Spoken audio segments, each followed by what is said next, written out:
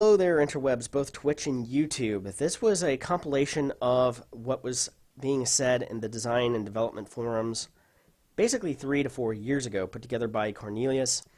He's been a popular Elite Dangerous YouTuber for a number of years, longer than I've been around, certainly because it was this document that convinced me to buy into Elite Dangerous at the premium beta stage. In fact, selling some of my Star Citizen assets on the gray market at the time in order to accomplish that. And I've since divested completely from Star Citizen and basically hedged my bets with Elite Dangerous. And I'm glad that I have, because despite the fact that we've been delivered a shallow shell of what was being proposed 3 or 4 years ago, nonetheless, we've actually been delivered a product. And that's pretty much all I'm going to say about that. So let's just kind of jump into it here. Let's talk about ships and various ship systems and travel mechanics, that what was proposed and being proposed versus what was delivered. Now, this is one of the areas where I think a lot of things have actually been implemented as described here, with a couple of notable exceptions. They're talking here about the ships that would be available during the betas and the early part of the game, and we have all of these ships and then some this day and age. But here's a couple of things about multiple ship ownership that never seem to have made it into the game, yet there are placeholders in the game for some of these aspects that have just, again, never been implemented. Why not? One of them is players will primarily purchase ships for credits through shipyards. Actually, you will only purchase ships with credits through shipyards. And then there's this blurb about ships may also be won through bets or competitions. You can get a discount on the FDL if you get Elite and CQC ranking, but yeah, that's never happened. I guess we did kind of get a couple of the free Eagle and the free Cobra Mark IV as pre-order bonuses for the original game and Horizons, respectively. Ships also may be given as rewards for events or missions that a player completes. Not really. I guess you can get access to ships with your Federal or Imperial naval rank, but they're not given as a reward for missions. Perhaps that might change with 2.4 and the whole Aegis system and the Type 10 Defender. Don't know, but thus far, it's only credits, and I don't see any reason to suspect that that's going to change anytime soon, even with 2.4. When a player has acquired a new ship, they can request to switch to the new ship or continue flying their current ship. That sort of kind of happens. Again, there's more or less implemented. Players will receive a percentage of value of their ship if they decide to trade it in. That was implemented. Players will lose any cargo that they have in the ship. Actually, if you have more cargo than the new ship can fit, they just simply won't allow you to trade it in until you've sold said cargo. Expanding the Imperial fleet. They talk about cruisers here. We do have those in the terms of the Farragut-class cruisers and the interdictors, the majestic interdictors from the Federal and Imperial side of things. Frigates. I don't think frigates have ever made it into the game. Destroyers have never made it into the game, although there's some of this hint, hint, nudge, nudge, maybe serving on capital ship gun turrets or something as a game element being added, possibly someday, maybe. Carriers, once again, we haven't seen anything in the way of carriers, with maybe the mega ships somewhat following that rule. Transport couriers, armored warships designed specifically to transport valuable assets. Maybe the mega ships are kind of moving towards this direction, but nothing thus far. Corvettes, cutters, okay, those have actually been added into the game itself, and we can currently fly those. Fighters, those have been implemented into the game. Drones, well, they've kind of been combined with fighters / limpets, is kind of what those have become. Now, it's very interesting that another feature that was proposed that has never made it into the game, even though it's been clamored for literally years now, is the ability to rent or buy hangar space. And this has been a shame, because this is one of those things that could have given people a sense of agency in the game, like they own something. They have a reason to call a system or station home. And maybe that could have been tied to, if you go to a more desolate place, the fees are cheaper, and maybe you decide to go there and want to build things up.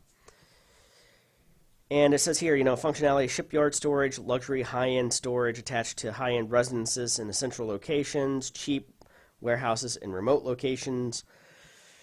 Again, maybe some of this will come to pass with future content when it comes to surface of the planets. Maybe if ever some aspect of base building was added to the game.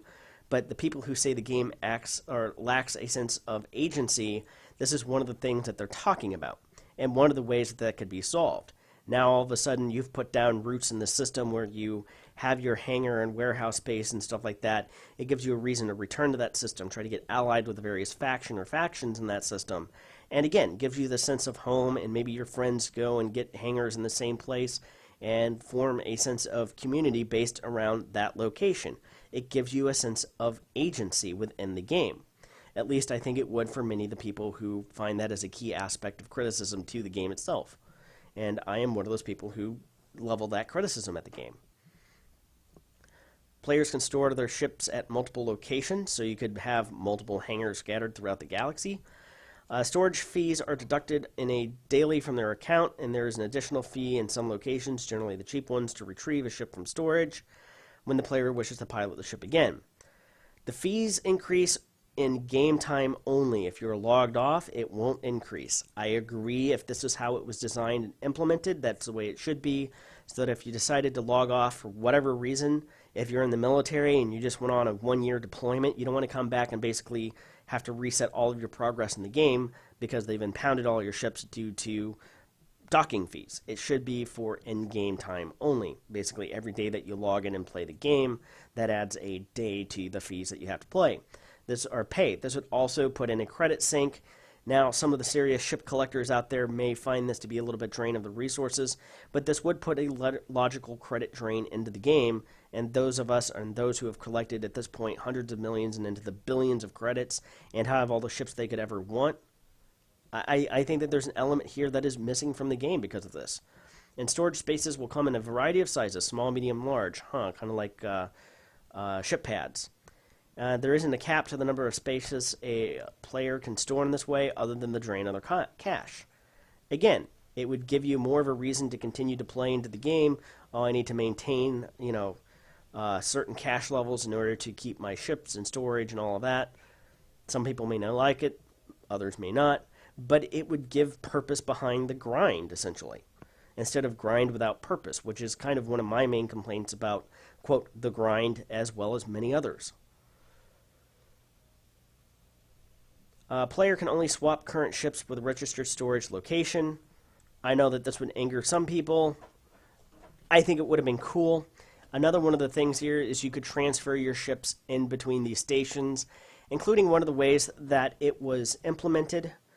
And in fact, I talk here that once registered, a player can visit that location or any other registered storage location and can arrange ship transfers between them, which cost a fee to transport them based on a distance and law level of the intervening route, which I think has been implemented in the ship transfer system. And it says, although this transfer would be magically and would happen on a giant freighter. So this has partially been implemented in the ship transfer system. I just wish that we could send ships ahead. So like if we know that we're going to be going to like this previous 3 community goals like Kathmandu or whatever the ALD's home system was or is, the past 3 weeks, that I knew I was going to be going there for the combat bounty hunting community goals. Therefore, let me send my combat ships ahead. Even if it takes 30 minutes to get there, it's going to take me 10 or 15 minutes to travel there in my cutter or corvette or whatever other ship I want to use.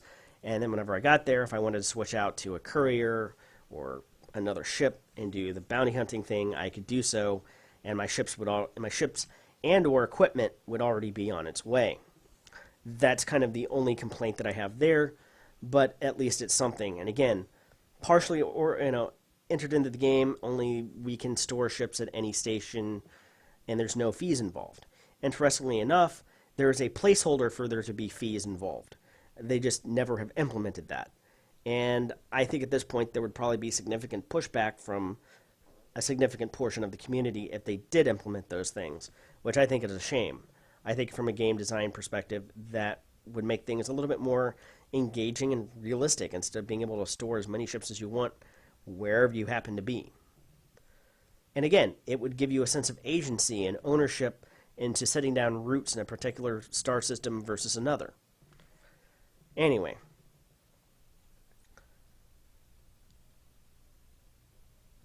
And again, players can buy a new ship without trading in their current one, but must choose which of the two that they would like to pilot afterwards. Kind of works that way. As it stands right now, you buy the ship, it automatically stores your other one. Then you could go back to the shipyard screen and choose the other ship again if you wanted to. So, I mean, the actual mechanics of it ended up being a little bit different, but in terms of general feature, that's there. Ship health. Well, this is pretty much implemented as is. A couple other things. Normal mode, they had been proposing a Iron Man mode, which never saw the light of day for various reasons. Malfunctions do occur. The one thing that they don't have is fatigue, I think, adequately modeled. A couple of things that have never been there is the ability of running your reactor past safety limits. I think the idea would be that you could bump it up to, say, 115% output, but it would take 1% of damage for every 5 seconds that you do it.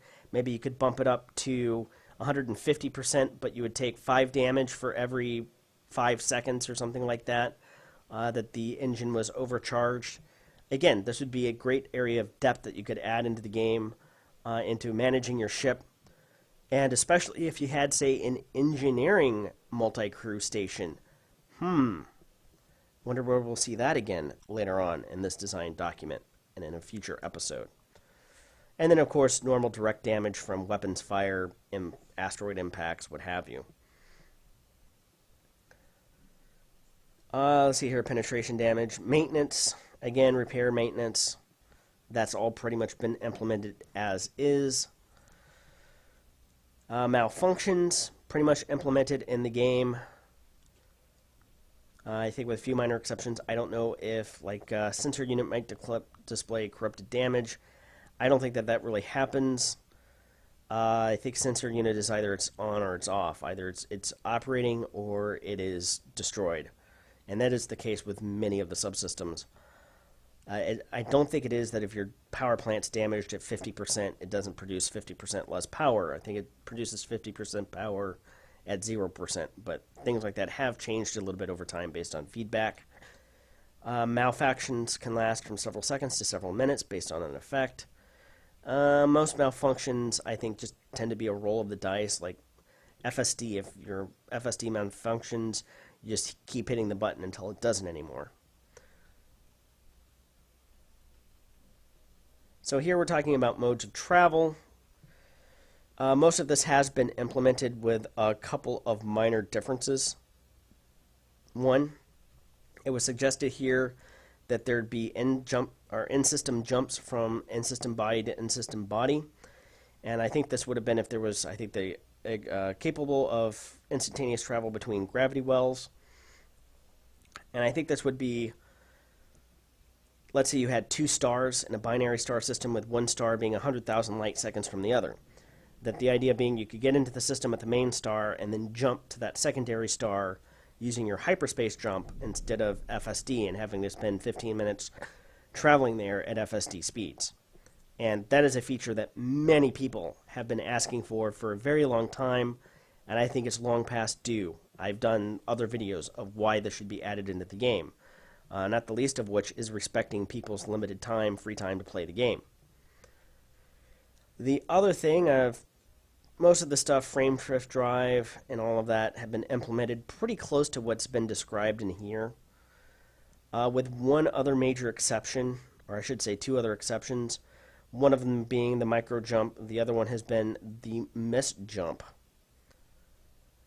And that is if your FSD drive has taken damage, or sometimes maybe it just happens randomly, that instead of jumping to point A, you end up at point 72C, and you didn't necessarily program it out there. And this was a feature that did happen in previous games. Maybe it will happen with more Thargoid content here sooner rather than later. But they also seem to indicate that there would be different types of hyperdrive. The old classic method was there was regular hyperdrives and then I believe military hyperdrives in some of the games. But we really haven't seen any other types of hyperdrives itself. And I believe charge time is the same across all of the different hyperdrive units. But again, the jump range, fuel efficiency, and things like that largely has come from engineering. So they're kind of in the game a little bit, but it's not like you can choose different brands of hyperdrive. You can choose different classes and different levels and different ratings, but it's not like you can choose the Zorgon Peterson Drive X versus the Falcon DeLacy Drive Y. And this is one area that was kind of interesting. It says here, the hyperdrive cannot be initiated if power draw would make the total power draw of the ship exceeds the power plant capacity. That's kind of there. It will shut off if there's too much, if you say have weapons hardpoints deployed. This happens on certain ship builds that I have, and then whenever you retract your hardpoints, the hyperdrive system has to reboot, essentially, comes back online, then you can jump away. It says player can turn off other powered systems to free up capacity. This kind of, sort of works, but it also sounded like we'd be able to, again, run the power plant at over 100%, suffering fatigue damage in the process. It sounded like if we needed that extra power, we could bump it up to 105, 110% temporarily, but it would damage the power plant in the process of doing it. That would still be a cool feature to be added to the game. The other thing here that is kind of interesting is there's supposed to be exotic modules that can be fitted to ships that, when activated, would interfere with a targeting hyperdrive and range, slowing down the charge rates by a percentage while active. We did get the Grom bombs, as well as the ability to engineer dumbfire missiles with an FSD inhibitor, as well as FSD inhibiting mines. So there's been weapons that have special effects that will allow you to reboot the drive, but I was thinking that this would have been more like a utility module that would have operated, I guess, like ECM, and then if you had it powered up at like a range of up to 3 kilometers and had a ship in that range, then instead of the mass lock factor being, say 26 for a cutter, suddenly it would be 52 or 78 or some other multiple thereof, probably 52, dramatically increasing the amount of time that the enemy ship has then to essentially overcome your shields and do damage. That would make a lot of sense for pirating. That or some sort of FSD and disrupting laser effect or other weapon effect. That so long as you're hitting it, it slowly increases the amount of time the boot sequence or the charge time is going to take. But again, this hasn't been implemented as is. Besides, the percentage value and duration is based on the quality of the module versus the quality of the hyperdrive. So there was plans here, but we've yet to see any of that come to actual fruition. Well, outside of the just simple shut it down and reset the drive of the ground bomb. The last thing here when it comes to ships is that there was supposed to be, I think it was over here, where they talk about the different types of fuel.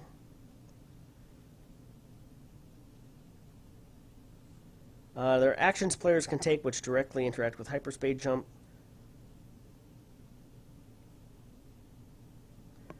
Oh, okay. So there's slave ships. What they're talking about is in a wing where you have other ships engage, wingman navlock. That's what they're talking about here. This isn't exactly how it ended up working. Again, they're talking about players that have become allies, an explicit in-game selection of friends flag. We call this today wings. Can slave their ship's drives together and act as a single entity. Not exactly. One person goes first and the other ones follow behind, or can follow behind. But you can't just select a destination, and if everybody's within, say, 5 kilometers, that engages their navlock drives as well and aligns them to the target automatically, and you all jump together. It doesn't exactly work that way. It looks like that's how they originally planned it. Again, whether that's for technical reasons, I'm not sure. Then they talk about residual. This is frame shift wakes and wake scanners that did make it into the game, pretty much as is, with, as they call it, tailgating. And then they talk about missed jumps and the rules there. Missed jump destination may be outside the outer limits of an inhabited system or a dark system. Such systems may not yet be in the player's galactic map. I'm about to say that very rarely a missed jump can result in turning up somewhere else. Witch space or Thargoid space. After a missed jump, the hyperdrive automatically runs a diagnostic test for duration before it can charge again. We already have this with the cooldown period, more or less. It says here, specialized munitions can be obtained which disrupt residual openings, preventing tailgating and analysis. That has not been added into the game. That would be kind of cool to be able to obfuscate your frameshift wake as a way to keep people from following you, but then we get into docking. But I think I'm going to go ahead and leave this first episode here just talking about ships and what we got and what we haven't got. At least not as of yet. And you can already see with things like hangar modules and hangar and warehouse space, and said modules for cargo storage, features that people are clamoring for to this day and have been since the introduction of engineering, are features that are long overdue. And when people take a look at what has been delivered in terms of things like CQC, power play, the half-assedness that Multi-Crew was done, which is going to be an episode on its own, you can start to see where people take a look at this and go, okay. And I know one area that I didn't touch on was the idea, and this comes from previous Elite games, where I believe like military hyperdrives took fuel, and that fuel produces toxic waste as a byproduct. You want to use a military hyperdrive, you have to have cargo racks on board in order to store that toxic waste. And then there was things about getting fines and stuff for dumping that waste illegally into space and things of that nature. And again, that might have been where the toxic waste canisters came from the early training tutorial missions. But again, not implemented into the game. Well, I'm going to end it there. Thank you very much for watching. Be sure to like, subscribe, and tell me how wrong I am in the comment section down below. Until then, I will see you next time.